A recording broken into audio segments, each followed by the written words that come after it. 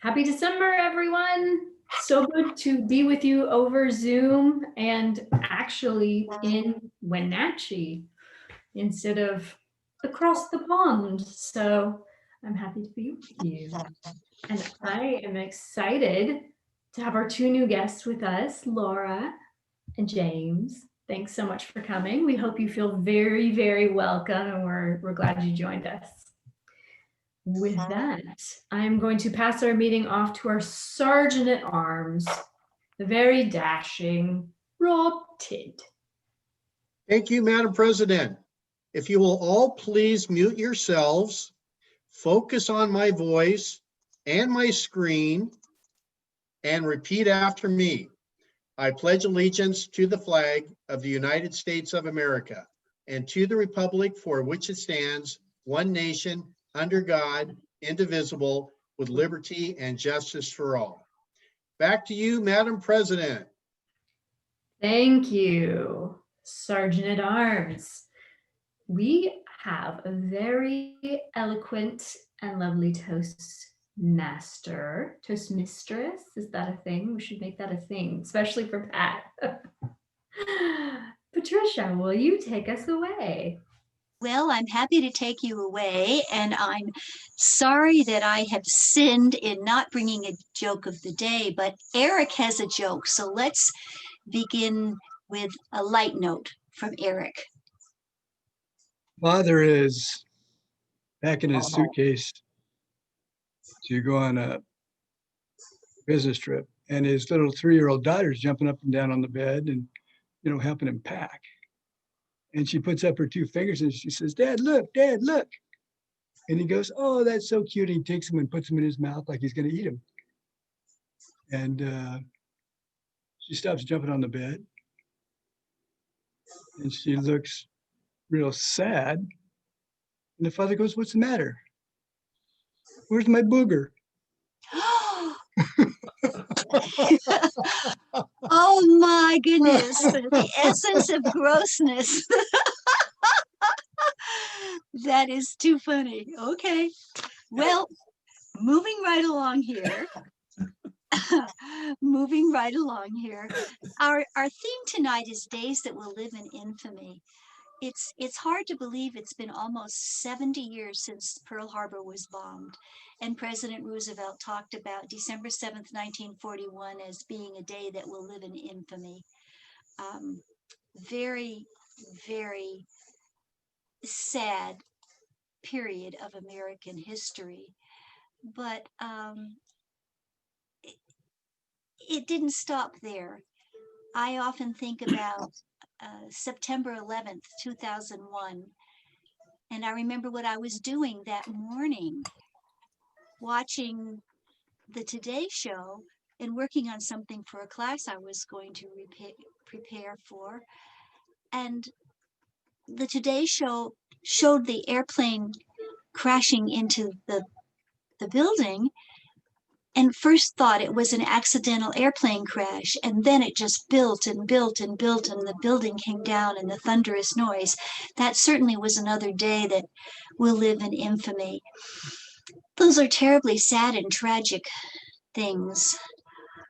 I think that we don't want to dwell upon them, but we know that they happened, and I always try to live by this motto. It goes something like this: as you ramble on through life, whatever be your goal, keep your eye upon the donut and not upon the hole. So switching from infamy to the donut, let's think about the luscious taste of a donut on a happier thought. We have several guests, and I came in a little bit late, and I'm afraid I have a new computer and the screen doesn't allow me to see everybody. So help me. Who are the new people? Lloyd, can you tell us who they are? Laura and James. Laura and James. Well, Laura and James, welcome. And I'm sorry, I'm still dealing with technical difficulties, but I think you'll find this a very friendly, supportive group. This is a really cool Toastmasters team of group, since we have 2 of us in our area.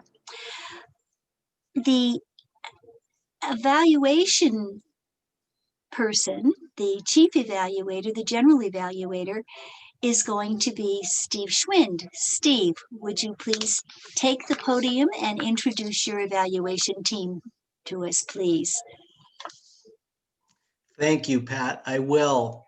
My job tonight is to evaluate the overall flavor of our meeting and report on how it all went. In addition to my tasks, I have a team of support people who will assist me in various roles. The first is Vicki Chatterton, who her job will be to evaluate Rob Tidd's speech. Vicki, would you share with us your duty, please? Thank you. Yes, Rob is working on level 2, and the purpose of the project this evening is for him to learn about the different communication styles and to identify his primary style of communication. And the purpose of this speech is for the member to share the impact of his style on others. His speech is 5 to 7 minutes. Thank you, Vicki. Our second evaluator is Ron Slabaugh, who will be evaluating Kathleen McNulty's speech. Ron, would you tell us about your duties tonight? I would. Thank you. This evening, Kathleen is working on level 3 of her innovative planning pathway. Purpose of this project is to practice using a story within a speech or giving a speech that is a story. Kathleen's goal is to tell 2 related stories, connecting them to a key learning or moral, and this speech is 5 to 7 minutes. Back to you. Thank you, Ron. Our next job tonight is timer. Lucas Hetke will be doing the timer's role, and would you share with us your duties tonight, Lucas? Yeah, thank you, Steve. Real quick, Rob, I think you had raised your hand and said that your speech was possibly different. Is that correct? No, I was joking, Lucas. Oh, okay. Okay, so I'll keep it then.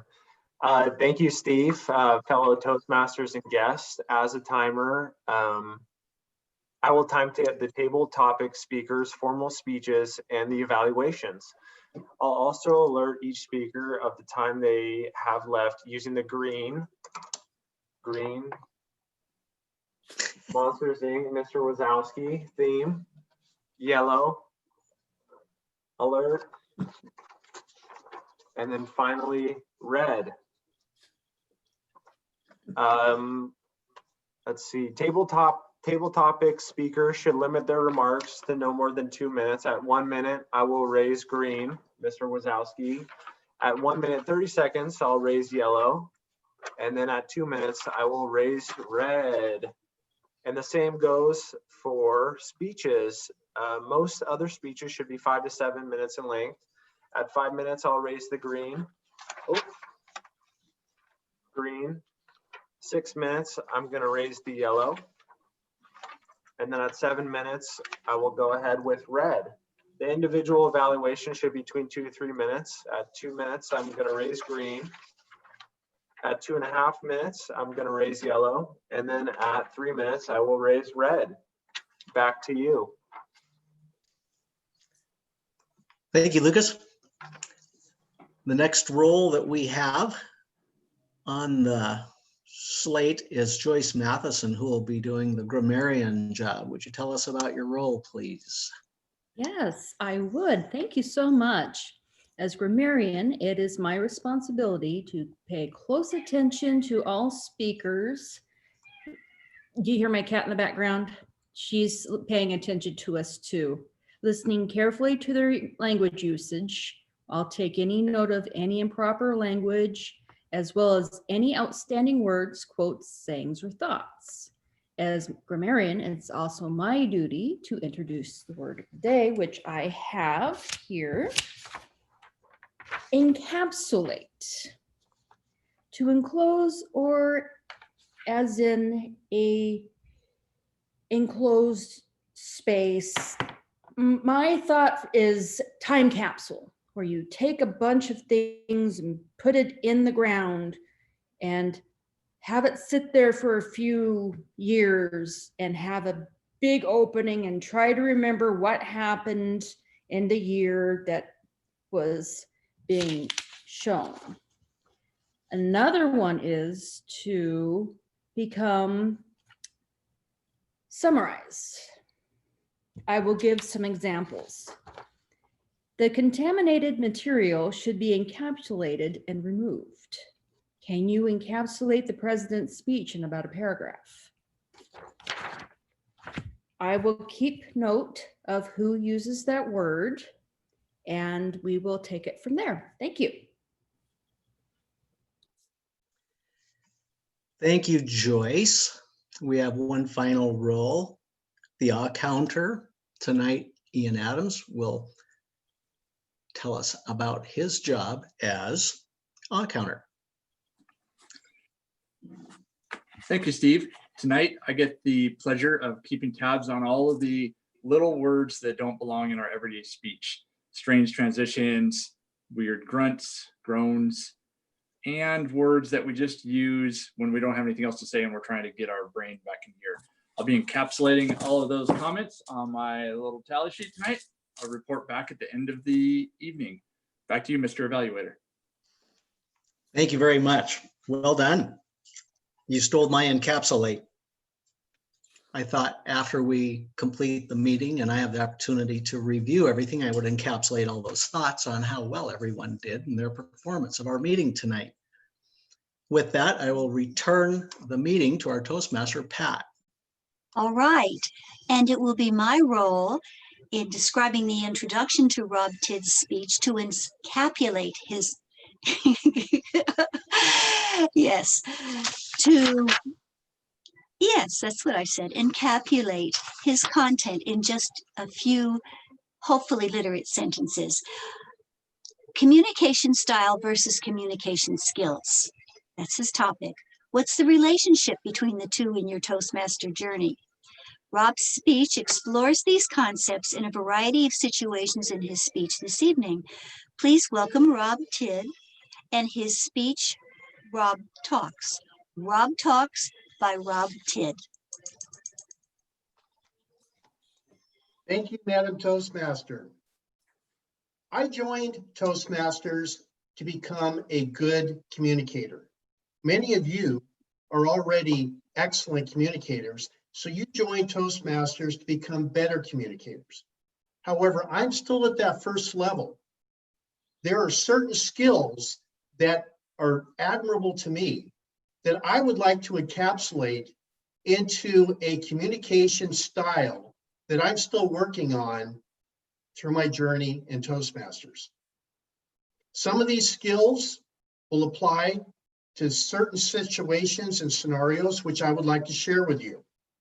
And all of these skills apply to in-person communication or virtual communication like we're doing this evening here on our Toastmasters meeting. Scenario number one, communication one-on-one. This is the most personal, the most intimate type of communication because it's one person speaking to one person. The most important skill that you can develop as an effective speaker is eye-to-eye contact. There have been too many times that I've been in situations one-on-one where the person that I was speaking with couldn't look me in the eye when he or she spoke to me, or look me in the eye when I spoke to him or her. It made me feel like that what I had to contribute wasn't valued by that other person. It wasn't that important. The other skill that needs to be developed in efficient and effective communication is being a good listener. Being a good listener, eye-to-eye contact, they go hand in hand to affect proper communication. Scenario number two, communication in a small group setting. I don't have a definition for you as to what constitutes a small group, but like many things in our society, I know it when I see it. For example, our Toastmasters Club meetings, I consider a small group.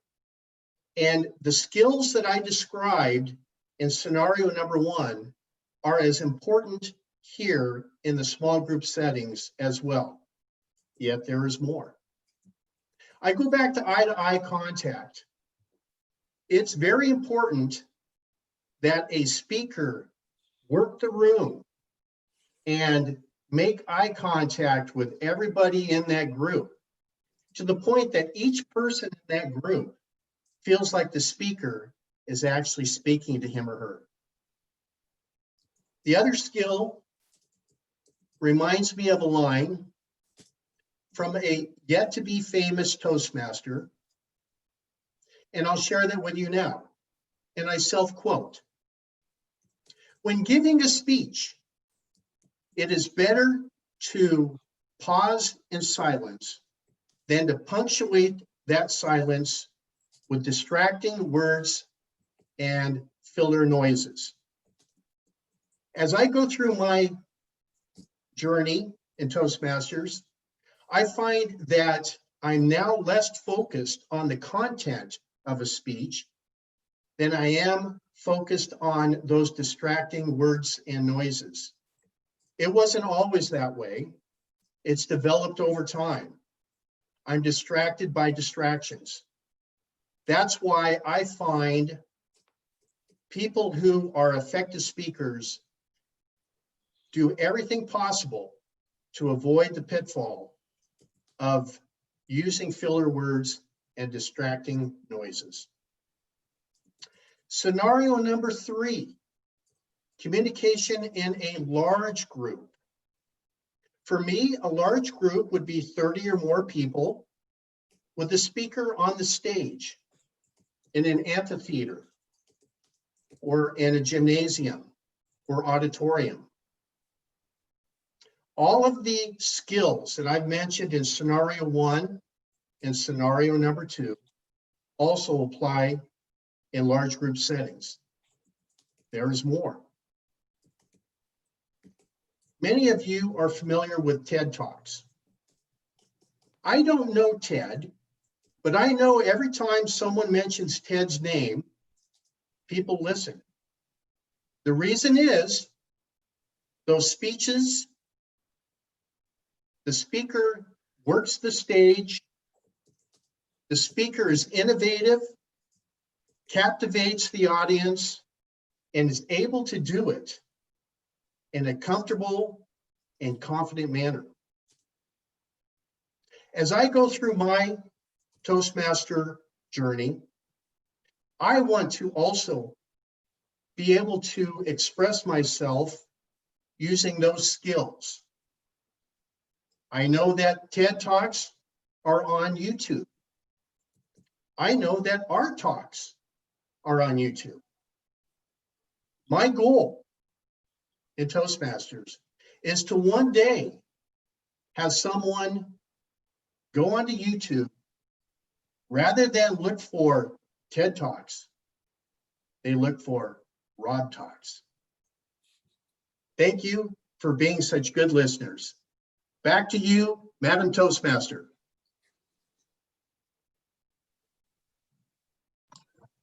I think that everyone needs a minute to give him some feedback. And will the timer keep track of the minute? Let me know when that minute is up. Thank you.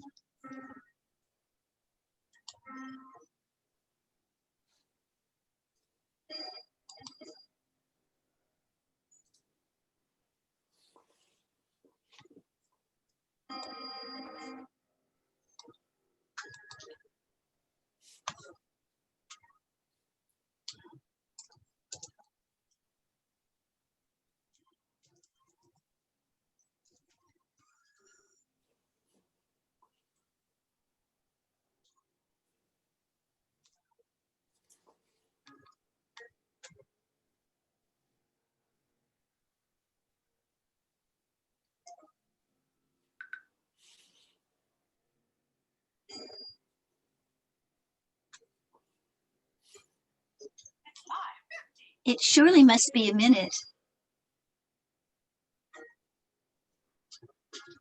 I think that's a minute. Yeah, Yeah, I we're a think, minute right now. I think so too. Okay, good, good. Well, I get to encapsulate the next speech. Kathleen is going to be sharing with us her speech, and it's going to be intriguing. I think that it will engage you. Let me get my notes. Our society tells us to face our fears and conquer them. Is fear always to be conquered, or does it have other purposes? Kathleen explores in this speech how fear at times can be your partner, but should serve as a deterrent in other situations. Please welcome Kathleen with her speech, Ski No More. Thank you, Madam Toastmaster. I grew up near Washington, D.C. in the mid-Atlantic, a place where an inch of snow closes the entire city. I never saw a pair of skis until I was in high school. I never ventured onto a ski slope until I met my future husband, Steve, a few years later. Steve introduced me to many scary things: water skiing, snow skiing, camping, hiking, college football. I was afraid of many of those, maybe not college football. But the other activities get me this little tingling in my belly and a tightness in my chest and this need to breathe deeply. Fear, I was afraid. A few weeks ago, Mary Cyree told us that we should embrace fear, not just once in a while, all the time, every day. I embraced my fears. I was a good sport and I participated in all those things alien to a city girl. I went down the Grand Canyon whitewater rafting. I spent 10 days backpacking in Yosemite. I ventured onto the slopes many times skiing. Snow skiing was my nemesis, though. I didn't mind the green runs. I even enjoyed them. Steve encouraged me onto the blue runs. I tolerated the blue runs. Steve was my ski instructor. He thought I could do a black run. I was nervous about that for a lot of reasons, not the least of which was I was still pizza wedging on my skis, which means I was skiing like this with my skis like this. I was afraid. I was terrified, but I conquered my fear and I pizzaed my way over to the black run and I pointed my skis down. Wow, that was a crazy run. It was full of these giant hills of snow. Moguls, not rich people, big giant things of snow that you were supposed to go over in the air or go around. Have you ever pizza wedged over a mogul? Don't. The only outcome is graceless and painful. I hobbled to the bottom of the slope, totally embarrassed by my lack of skill. I unsnapped my skis and I put them in the closet for a very, very long time. They did come out again because I was invited by my friend Jennifer to go cross-country skiing. That sounded like a sensible thing to do. We went out to Mount Hood in the afternoon on one of the most sensational sunny days of snow skiing. Those days where you have to wear sunglasses because the glare is so bright, where you can unzip your jacket and it flutters in the wind. There was no one about. It was very quiet. The only sound was the occasional plop when a bunch of snow fell off one of the towering evergreens around us. We traversed the groomed trails. We were killing it. It was really fun. We came upon a directional sign off to the left. Barely glanced at it. I never even looked at it. We continued on, turning to the right, starting a long, gradual descent. that kept going, and the groomed trails disappeared, and the descent continued, and we glided down further and further. Eventually, it plateaued out. We joined together to consider our plight, took out our only food, peanut M&Ms, talked about directions and whether the sun still sets in the west, and concluded that we had gone down the backside of the mountain. That was a very bad thing to do at sunset, even on a warm day. We turned around. We started booking up that hill, crazy, afraid. We were going faster than grass through a goose. We were booking up that hill. No more open jacket. The zippers were up. The snow was frozen to the tree branches. It was getting dark. Our hands were numb. Our noses were running like a coyote on the tail of a jackrabbit, which of course is what sleeves are for. We continued pushing our way up the slope. Eventually, we crested the summit. It was dark, but we were thrilled. Fear had pushed us all the way up that hill. There was nothing but fear that could make us move that fast. We found our groomed trail. We skied by our directional sign, which clearly said we had gone the wrong way, and also said we had 2 miles left. But that was okay. We were fine with that. We eventually made it to our car, to home, to a hot bath. What did I learn from that experience? I learned that sometimes fear can be your partner. It can push you up the hill. Sometimes it's giving you an injunction to stop what you're doing because you're getting ready to do something you have no skills for, like going down a hill with moguls. Every once in a while, Steve asks me if I'd like to go skiing. I say to him, do you think I was left on the tilt-a-whirl too long as a baby? No, I'm not going skiing. My partner is fear, and it says no. Back to you, Madam Toastmaster. As someone who used to be the public information officer for the U.S. ski team and who has lived in 2 major ski towns, Mammoth Mountain, California, and Park City, Utah, you have taught me a whole new vocabulary word. I've never called a snowplow a pizza wedge. So you've enhanced my vocabulary. At any rate, let us take a minute to give her some feedback.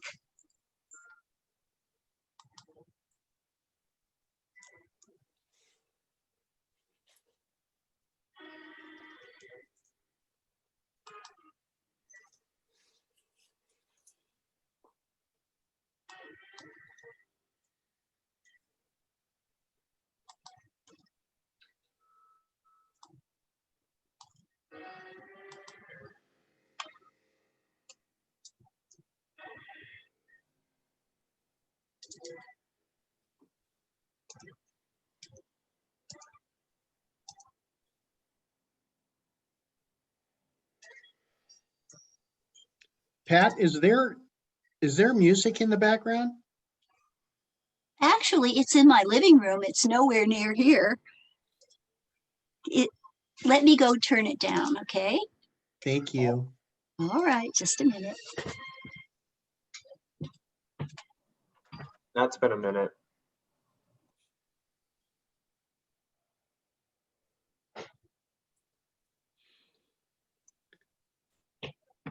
Joyce, is that a walrus in your hands?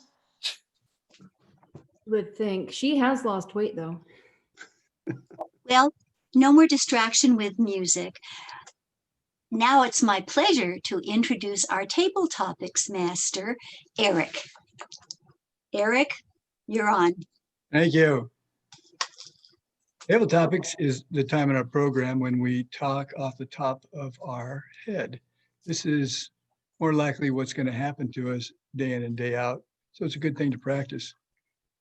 The table topics master will choose people by if they have a role. You will pick those people, she will pick those people that don't have a role and then go to lesser roles. What you want to do is you want to just take your time and take a deep breath, gather yourself. And in that 2 minutes, you want to encapsulate an opening, a body, and a conclusion if you can. I will ask some questions. You can answer those questions. You can answer previous question. You can make something up. I would encourage you to try and answer the question. Stretch yourself. Remember, the word of the day is encapsulate. The theme of the meeting is days that will live in infamy. And I had some fun with this. There was a Malaysian flight from Kuala Lumpur that took off and they never found it. They had renowned worldwide groups looking for this. They did all kinds of data maps and they never found it. What do you think is the most likely scenario that happened with that flight, Dean? Thank you, Eric. Quite frankly, I have no idea. I know one of the leading theories is that the pilot did some sort of suicide or terrorist act. I'm reluctant to go with that, partly because it's painful for their family and other families. It could have been some kind of an equipment malfunction.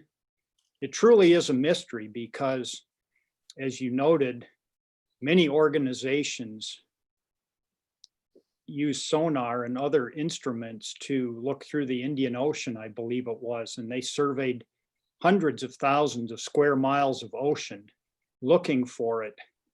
And some of the technical investigations were really interesting. They were able to use certain pings from the airplane that went through satellites to try and find out about where this thing might have gone and when it might have run out of fuel. But in spite of that, they still had a large area to look for this plane. And to my knowledge, they never found it, although there's some evidence that they may have found certain parts of it that have washed up on beaches.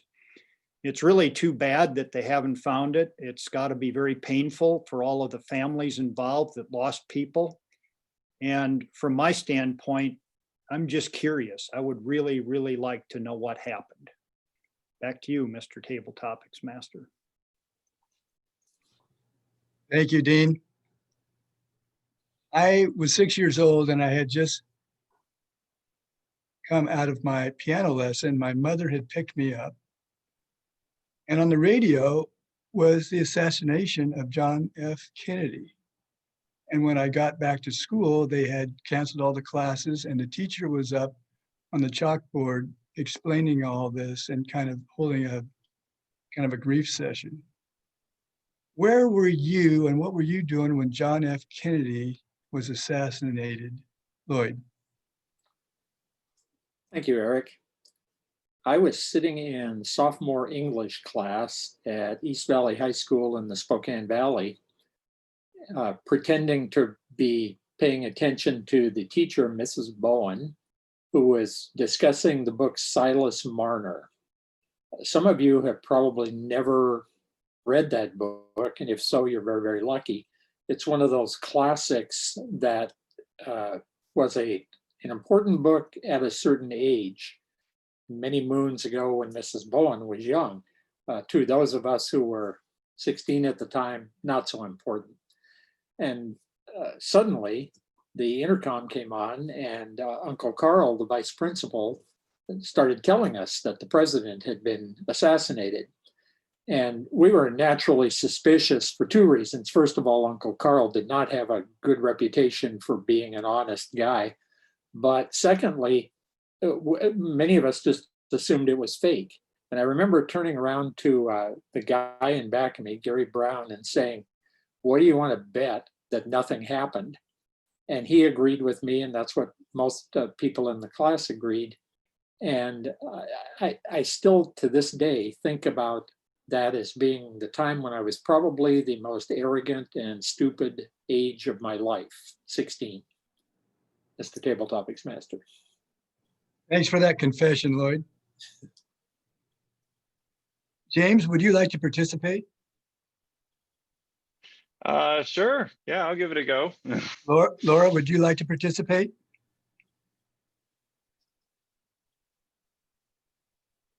Laura? Maybe. She's sleeping. Oh. I'm not sleeping. Would you like to participate? Oh, yes, I can't wait. So excited. Yeah. James could go first, though. Well, I'm gonna have somebody else go first. Where were you and what were you doing when Mount St. Helens blew? Christina. Thank you, Mr. Table Topics Master. When Mount St. Helens blew, I was in Seattle at a clothing show for the store that I owned then, the Treehouse. It began getting darker and darker and darker in Seattle.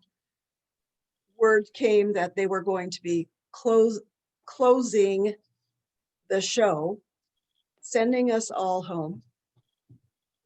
We got in our car, went over Snoqualmie Pass. I think we might have been one of the last dozen cars to get over before they closed the pass, because it was getting quite severe by that time. So spooky. Everything gray, the ash falling from the sky, staying on the sides of the road. I remember for years driving toward Moses Lake, still seeing ash along the sides of the road for years. Such an incredible thing.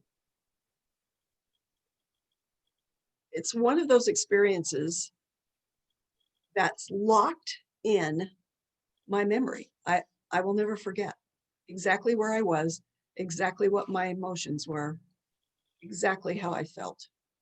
There are few in a lifetime. That's certainly one of them. Thank you, Mr. Table Topics. Where were you and what were you doing when the Twin Towers went down, James? All right, so that was definitely early on. I want to say I was still a senior in high school when that took place. And what stood out most to me was when I was in Kentucky and the event took place. Class was, the message came across the speakers that everyone please turn on your TVs, because every classroom had a TV, and turn in to the news channel. So when it finally came across and everyone was watching, it was pretty just dumbfounded in the fact that this was taking place. Pretty much the rest of the day was just, really taking back and trying to absorb what just happened. A lot of my peers, they had to go home shortly thereafter the event took place. In my own situation, I had a kind of a group home situation, so I had to go back to the group home, and we had to further discuss this and work it out. That hey, this terrorist attack happened, and this is what's going on. And it was wow. It is definitely still. It still finds me, dumbfounded in the sense that, this great terrorist attack happened, and how is it that we move forward from there? I want to say that it did wind up shaping a lot of my decisions thereafter, and that I did wind up enlisting in the military. I did wind up spending a considerable amount of time in the Army. And in a large part, what happened on 9/11 helped shape that part of it, for better or worse. So yeah, that's my part about that. I'll turn it back to you, Eric. Thank you, James. We're getting close to a vaccine. Are you going to take the vaccine, or are you going to wait for some more evidence? Or are you going to not take the vaccine at all? Laura? Yep.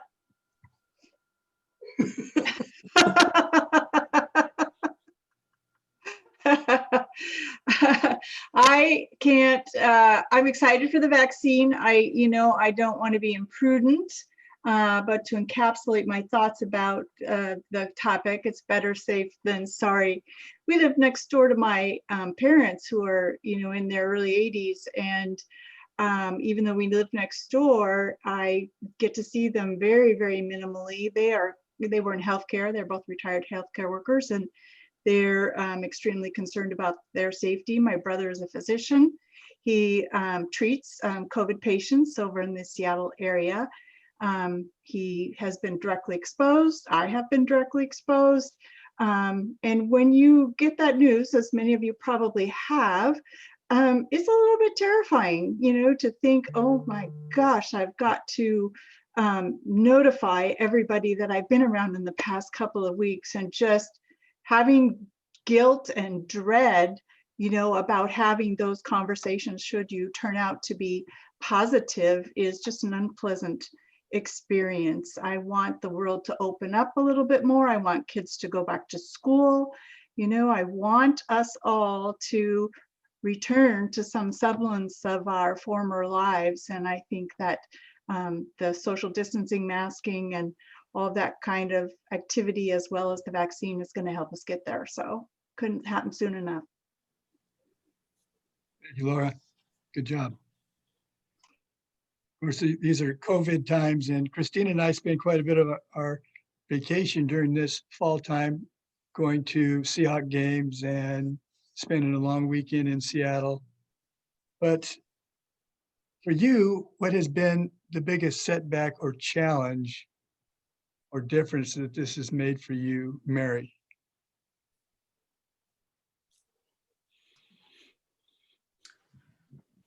I consider myself fairly lucky through this whole thing because I don't have children. I'm not working. I'm retired on a fixed income. So I cannot complain. I know that just about everyone else who's not in the same situation I am has been suffering with this. My heart goes out to people with children, people who are working or who have been laid off and trying to cope with just getting through the day, getting through the week. I am disappointed in many of our politicians for not stepping forward to offer assistance to people. I understand that I keep hearing that there is a bill in Congress, but it just never seems to be approved or the help to get to people. I wrote a letter to my brother today telling him, we're fine. We are enjoying the wood, the fabric, the yarn, all these things that we've been collecting and curating over the years. Now we have to stay home and use them. So I'm grateful for that.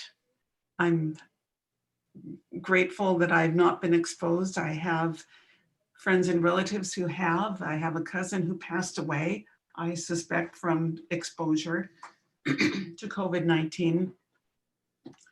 But for me personally, I can't complain. It has not been a hardship. I miss people.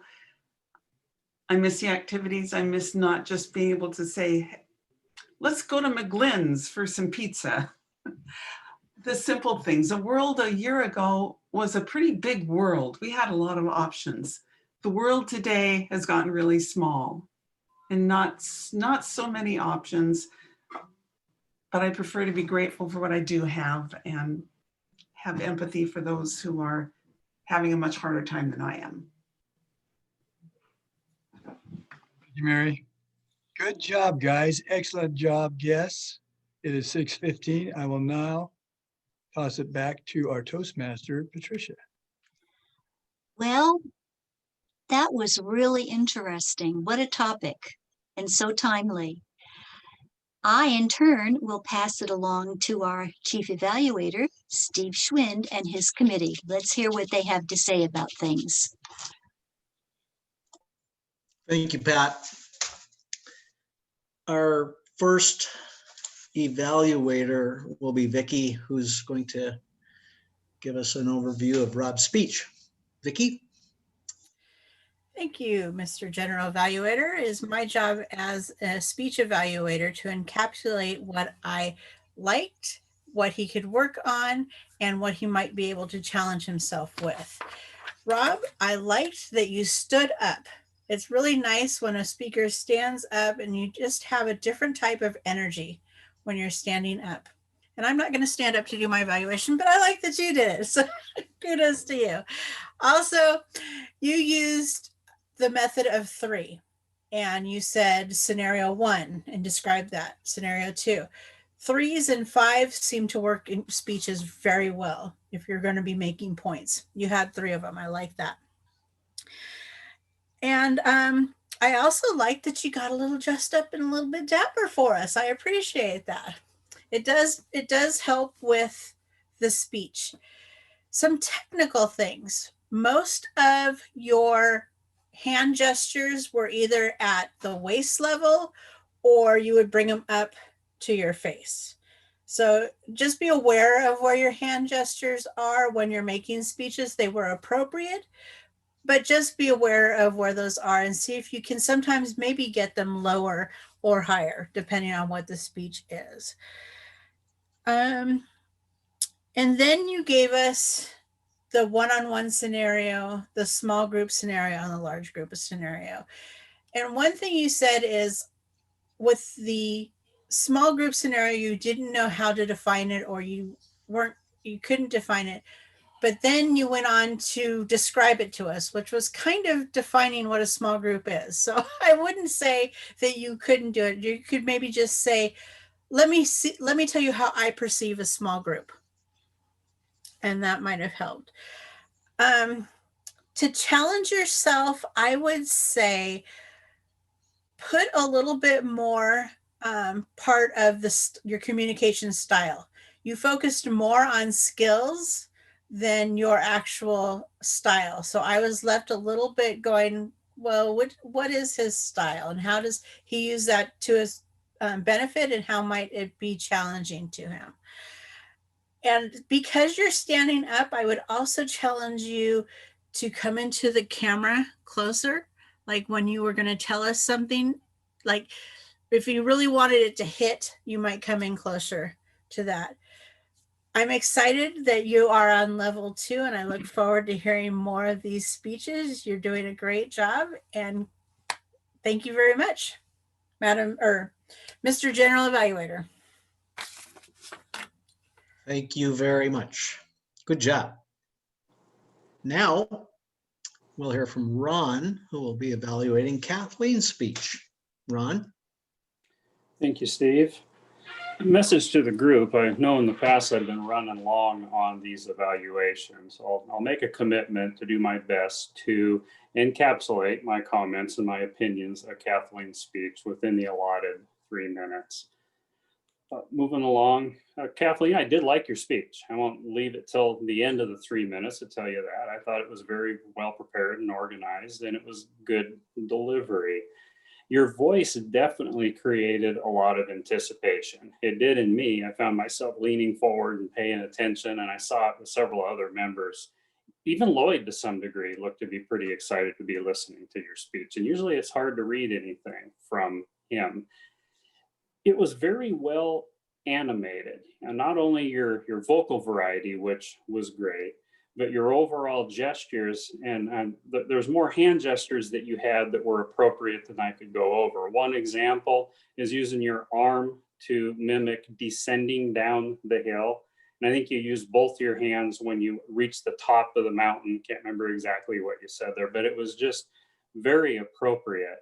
You did a little bit well, more than a little bit of what Jackie sometimes does in her speech is to lean forward and really get the face in the camera and then lean back.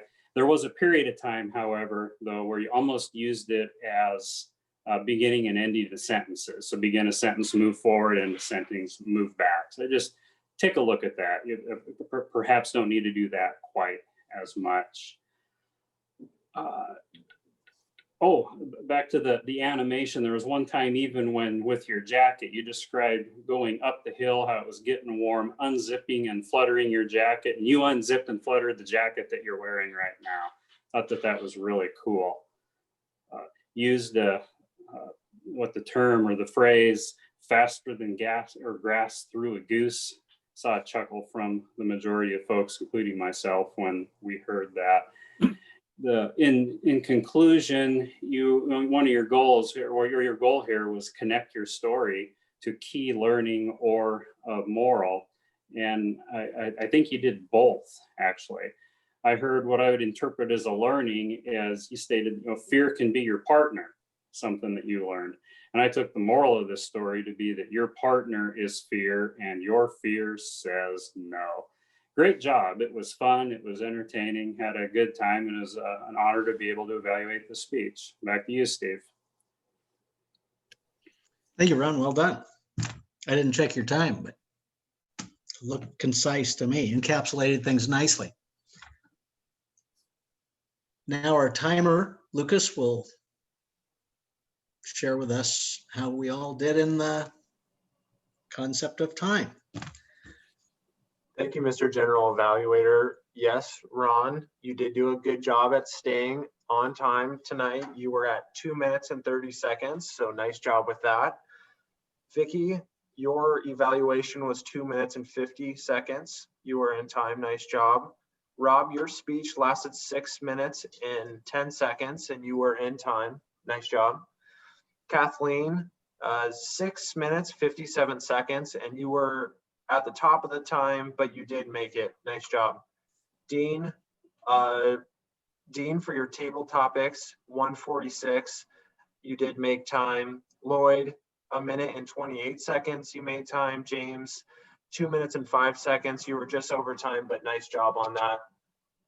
Laura, 135. You made time. Christina, 1 minute, 28 seconds. You did make the time.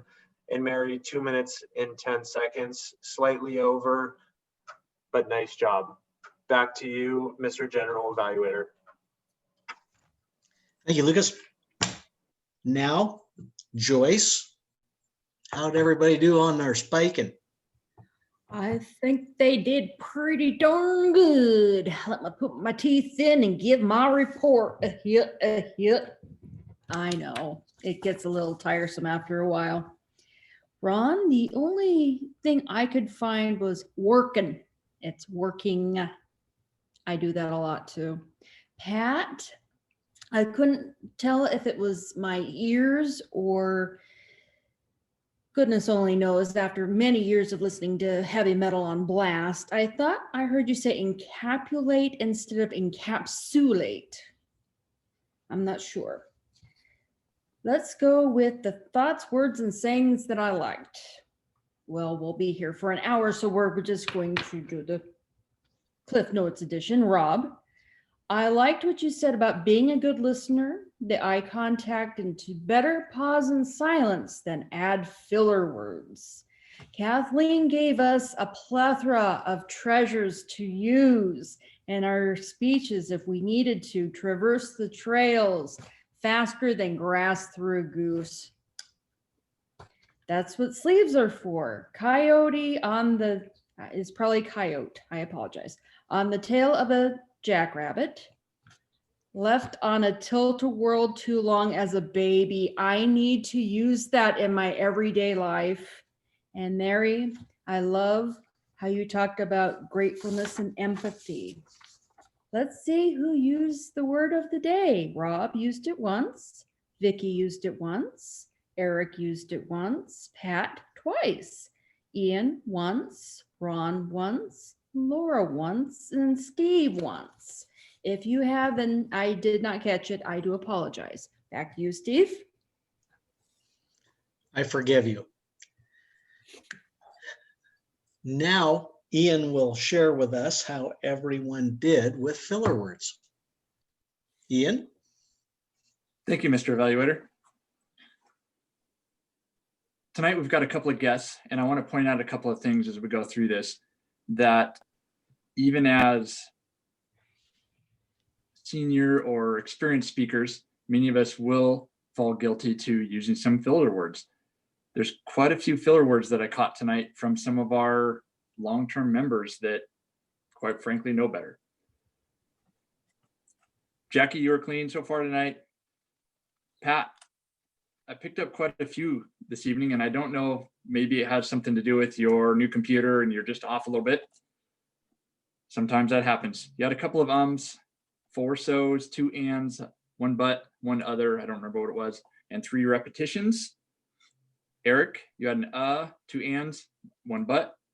Rob, clean, very nice job, and I was listening very carefully to your speech. I didn't pick up anything. Steve, also clean.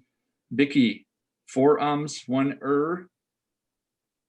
9 ands tonight, 1 like, and 2 repetitions. Ron, you had 1 5 uhs, 2 ands, 1 other, 2 repetitions. Kathleen, you had 2 ands. Lucas, you were much improved over your initiation to Toastmasters. You were only giving us 2 ums tonight and 5 uhs. You also had a let's see that was a transition that didn't really need to be there.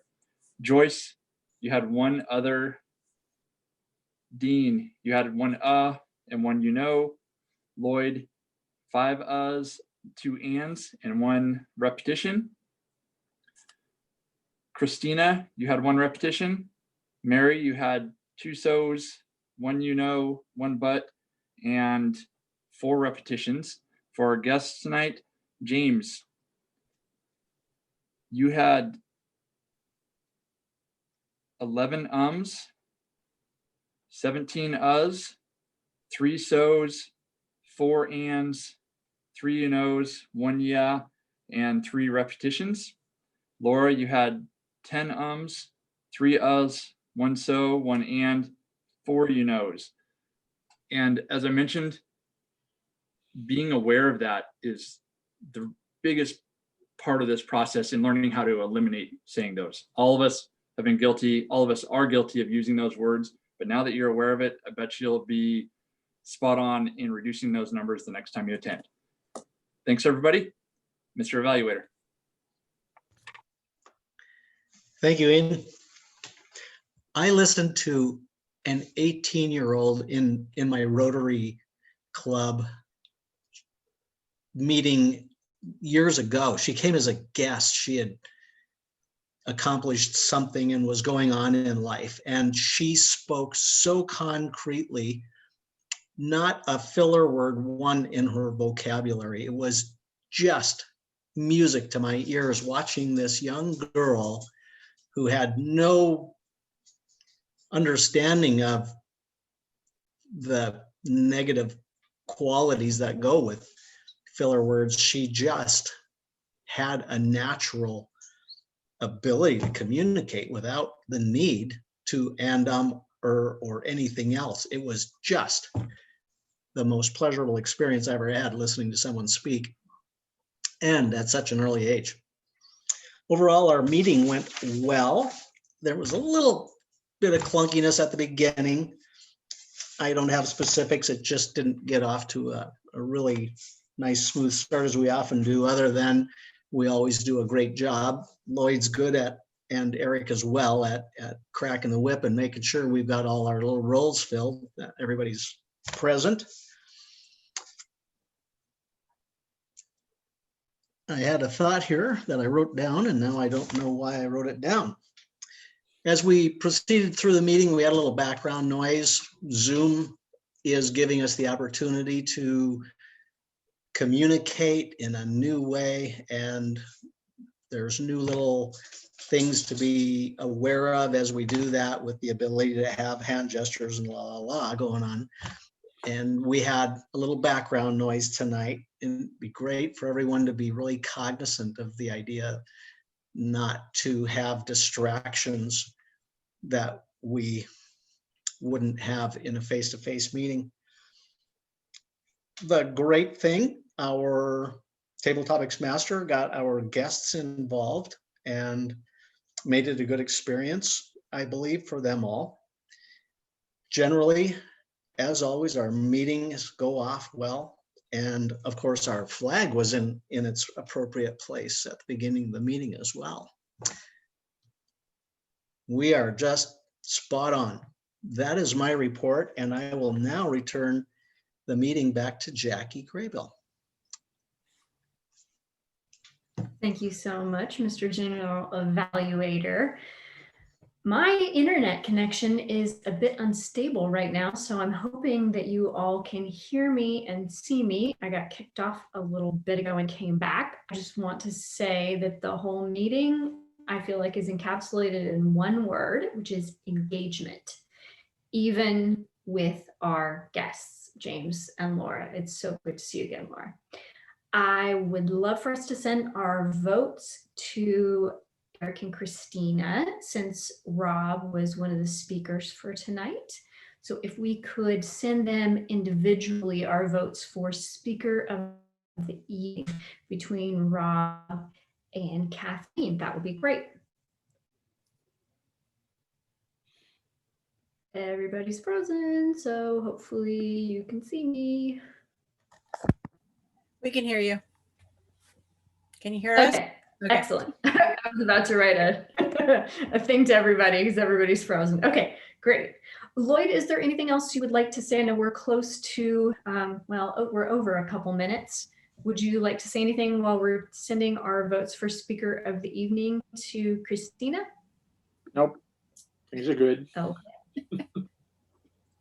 Fantastic. So let's go ahead and send those votes.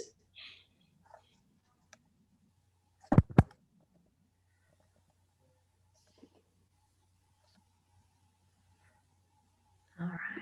It says here that Jackie Graybill's network bandwidth is low. Bandwidth is low. Okay. It's good to know. Looks like all the votes are in, and Speaker of the Evening is Kathleen. Hey, Kathleen! Hey, Kathleen! Woohoo! Thank you all for an amazing meeting, and I will be excited to see us all next week, including hopefully Laura and James. We love that you joined us. Thank you so much, and that's our meeting for tonight. Thanks, guys. Thank you, everyone. Thank you.